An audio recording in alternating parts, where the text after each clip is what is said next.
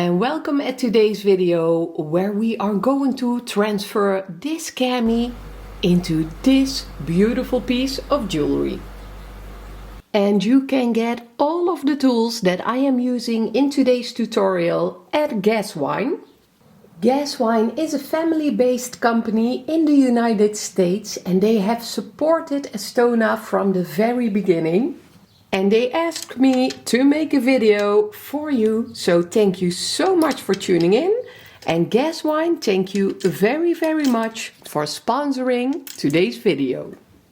And let's get started. Did you know that you can use your disc cutter to cut sheet wax as well? I'll gently tighten this and give this a tap.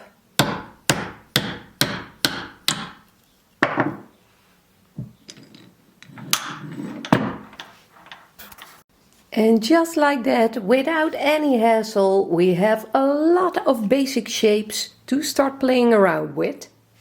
And for today's project, I think that this is the perfect size. And this is going to be an organic piece, nothing fancy over here. What I'm doing is I am using my soldering iron to take off some wax from this piece, and I am going to drizzle it around the stone.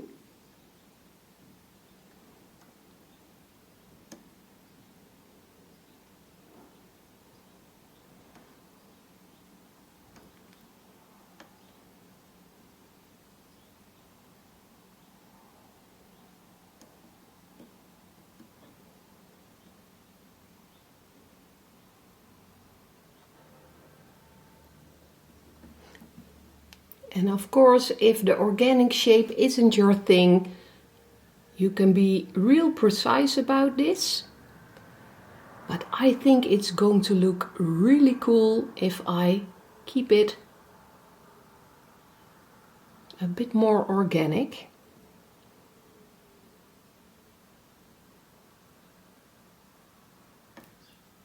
And I don't want to use too much material because I am going to have this casted in yellow gold, which is quite expensive. And I can see that I have missed a spot right over there. So let's fill it in.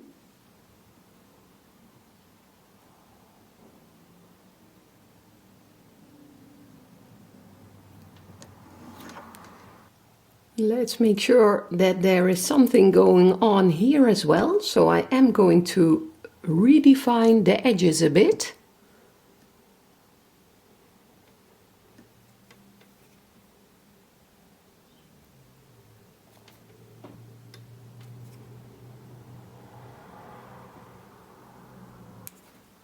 And let's go in here with some precision tools.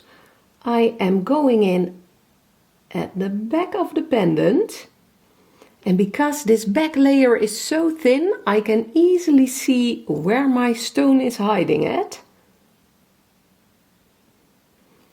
And I am going to cut out this inner part, but as you can see, I am leaving a small edge where my stone can rest on after casting.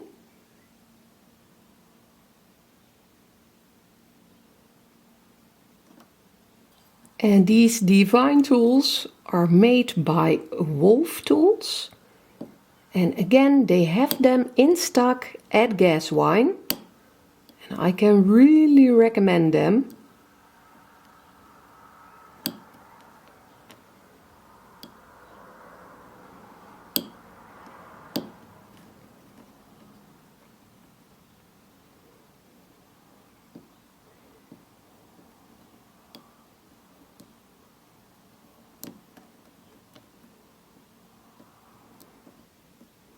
And while I am taking away some material, I do want to point out that if you order at Gaswine, that you will get a 5% discount on almost all of their tools with the code Estona25. And even before we started working together, I have bought my materials at Gas Wine myself, and they always provide high quality tools, so I am a fan, and otherwise I wouldn't be making this video. Now we are going to clean up the front, and I am going to have to be a lot more precise because I don't want to damage my gemstone and I don't want to take away too much material. And I have this awesome trick for you. If you place your piece on a piece of plexiglass like this, you don't have to worry about damaging the back of your wax piece. But if you hold this up towards the light, you can easily see the shape of your stone and carve without risking going too far in. And I am really taking my time here, no need to rush.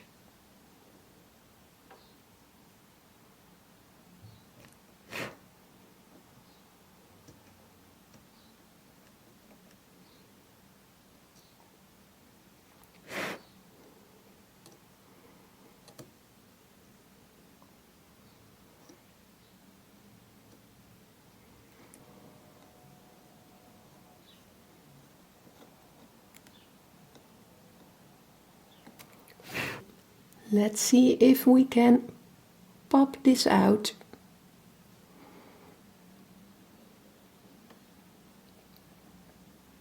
I do want to clean up this inside a bit. This wax is so soft that instead of going in with my regular tools, I am going to use a specialized wax burr. I am using the Marathon micromotor system by Gas Wine, and what's really convenient about this one is that you can switch it to hand position. So this is now at a constant speed without a foot pedal, and I can adjust this to every type of speed I want. And for my wax carving I want this to go quite slowly. And just so you know, I have been using this tool for I think about 3 years now. And it's truly the best.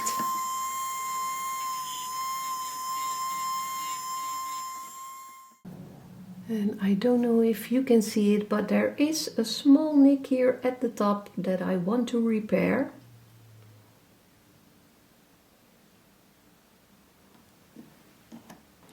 I'll gently clean up the back of the pendant with a very fine grit sanding paper or a sanding stick. And I'll use some wax clean, but you could use some alcohol as well, to get rid of those small lines that are still in there.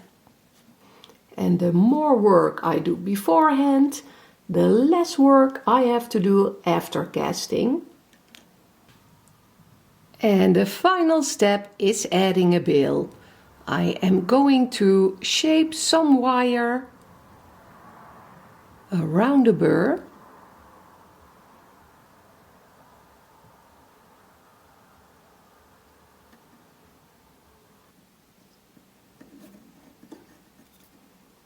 I can cut it, and I will be left with a nice round shape.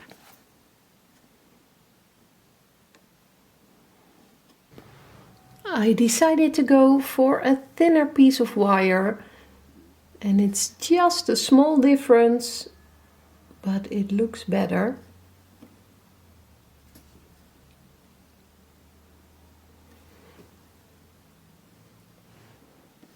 And making sure that the back is connected as well.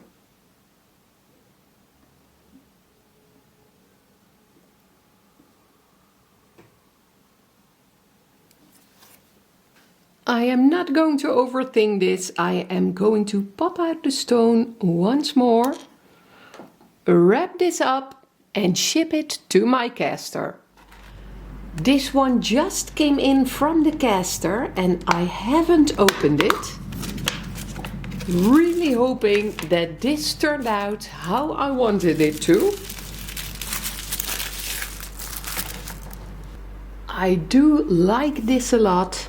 Not expecting this one to fit in here straight away. I think I do need to work on the edges. But this really belongs together as far as I am concerned. I am going to work on this straight away. First order of business is cutting off the sprue.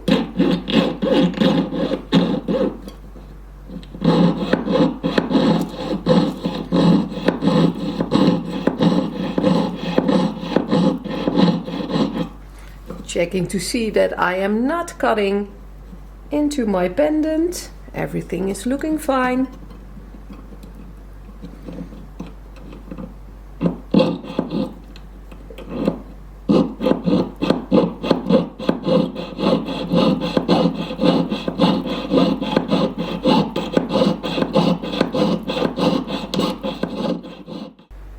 And I can clean this up with my file.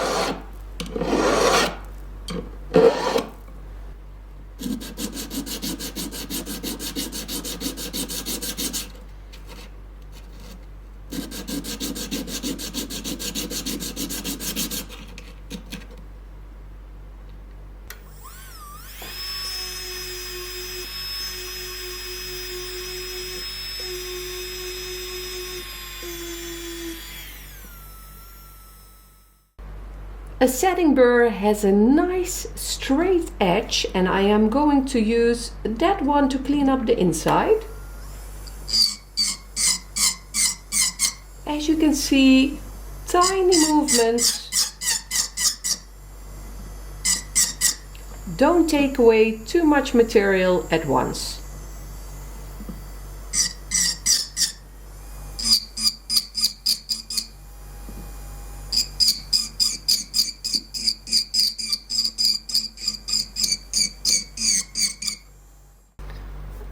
I am going to use a very small lubricated ball burr to clean up the inside edges.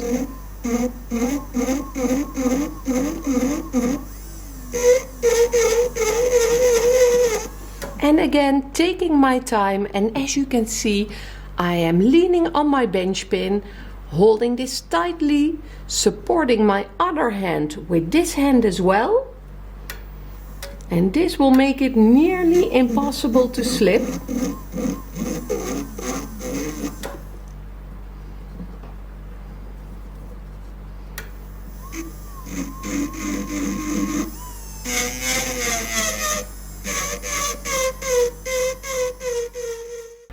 Of course, always test fit your stone. And I can see that I need to remove a tiny bit of material on this side here.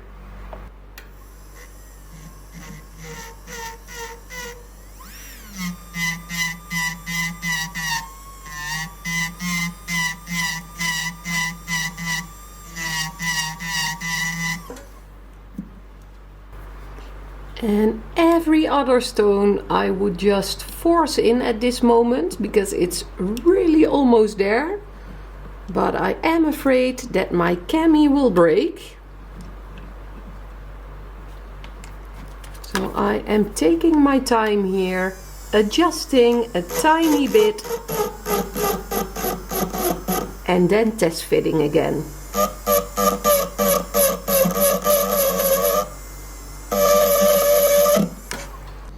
And as you can see, I'm almost there, but I am going to make sure that the piece of gold where my stone will be resting on is perfectly smoothed out.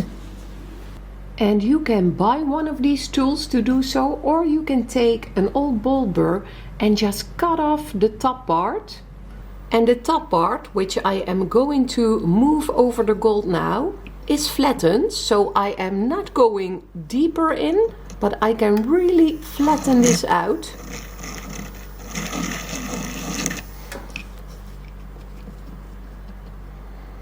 And I am trying to keep my fingers out of the way, which is quite challenging.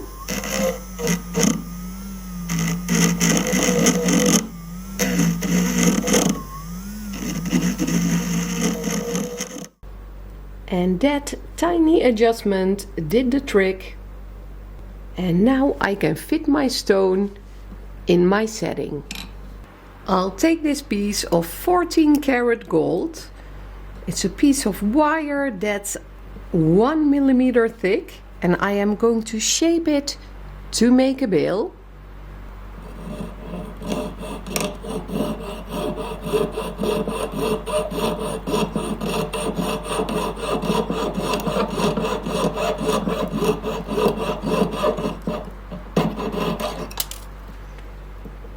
I'll close this up.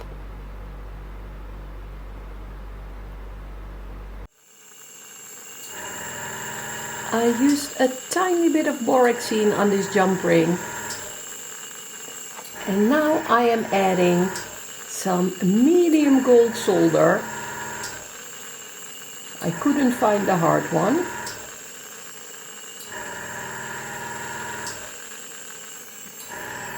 And that's it.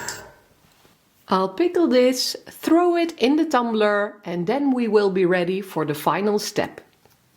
This came out of my tumbler.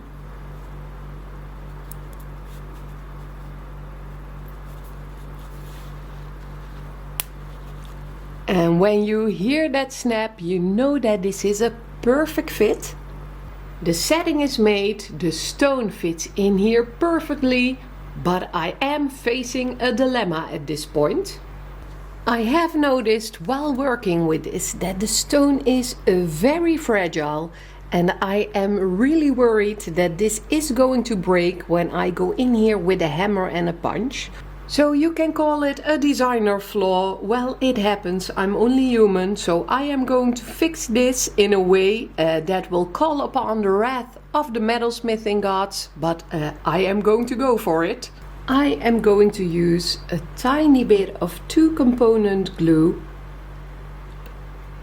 to secure my stone, and of course normally I would never do this, because it is a bit not done in the metalsmithing community to use glue, but I don't see any other option here.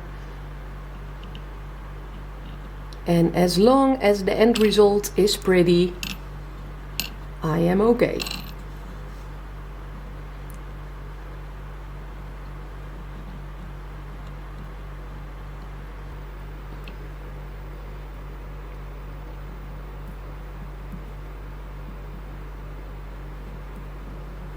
And this is it, the end result of our wax carving piece.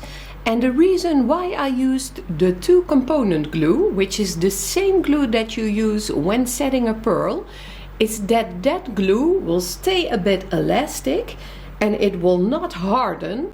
So if your buyer might drop a pendant or a pearl ring or whatever it is, when you use the 2-component glue, the piece isn't as likely to break loose from the glue. And just take a moment here and take in the beauty of this pendant. I have to say I'm quite smitten with it. I really love the vintage feel. And this is how easy it can be to create a piece starting with some wax and a gemstone. So Gaswine, thank you very much for the great opportunity to make this video. And thank you for tuning in again. And remember, I have over 150 videos with actual stone setting on my Patreon channel. So if you are interested in learning this craft, then go over to patreon.com/c/Estona_tutorials. And if you have made it all the way to the end of this video, yes, of course, I'm going to polish this necklace because the gold is quite off.